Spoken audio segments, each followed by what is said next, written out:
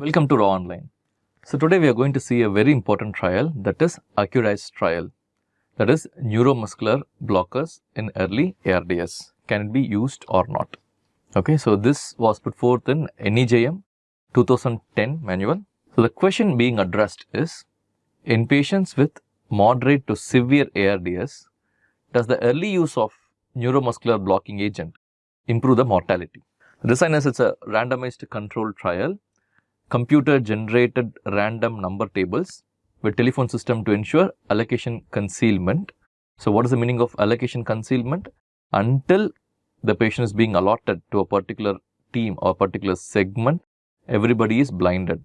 But once it is allotted, they will obviously know at what segment they are. Okay, this is called allocation concealment. So till the point of allocation, nobody is aware of where that particular patient is going to get allotted at all. So this is one way where you can decrease the bias. Okay. Next is block randomization. So we already dealt with what is the meaning of block randomization, because when doing an interim analysis, if at all the numbers is not equal or relatively equal between the two groups, you will not be able to do interim analysis, right? So what is the use of block randomization? For example, I do a study with 1000 population over a period of 6 months. Okay, so this is the idea. But for example, I'm going to give an injection named injection A to a set of population. I'm going to conduct among 1000 people. Okay. So at the end of 3 months, say I have recruited around 5000 people. Okay. So now I'm going to do an interim analysis. In the interim analysis, I'm going to check whether my particular injection or the intervention is very, very harmful. So if it's going to be harmful, I'm going to stop my trial at that point of time itself, rather than continuing it to another 5000 people, right? So to conduct an interim analysis, there should be relatively equal number of people in both the treatment group and the control group, right? So what is the use if at all there is 4000 people in treatment group and 1000 people in control group during interim analysis? I won't be able to do an interim analysis at all, right? It should be nearly somewhere a relatively equal set of population in both the treatment group and control group, even in the interim analysis. So that is being done by block randomization. So what is meant by the block randomization? For example, I can say block randomization of 4. Block randomization of 4 meaning, for example, the first patient being randomly randomized to treatment group. The second patient is also randomly randomized to the treatment group itself.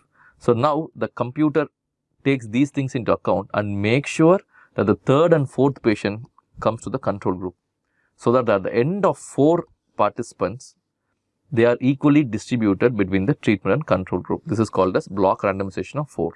The advantage is that at the interim analysis, whenever you are stopping the trial in between and going to do an interim analysis, you will get almost near equal participants in both the control and treatment group. That is a benefit of block randomization.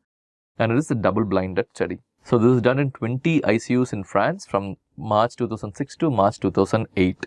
The population included are the adult patients with moderate to severe ARDS and endotracheal mechanical ventilation for acute hypoxic respiratory failure, and the presence of all of the following in 48 hours.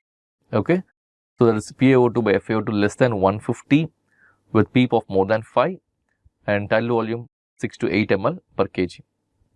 Bilateral pulmonary infiltrates and absence of clinical evidence of left atrial hypertension.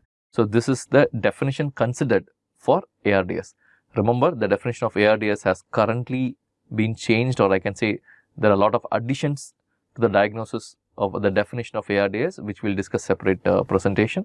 But in this particular trial, so this is a definition being taken into consideration for ARDS. Who are all excluded are continuous infusion of neuromuscular blocking agents at enrollment itself, pregnancy, raised ICB, long-term oxygen therapy for or home ventilation, severe chronic liver disease, the bone marrow transplant or chemotherapy-induced neutropenia, pneumothorax, expected duration of mechanical ventilation is very less, that's less than 48 hours, decision to withhold life-sustaining treatment, or if the actual body weight is more than 1 kg by centimeter of height. Okay, it's a super obese patients.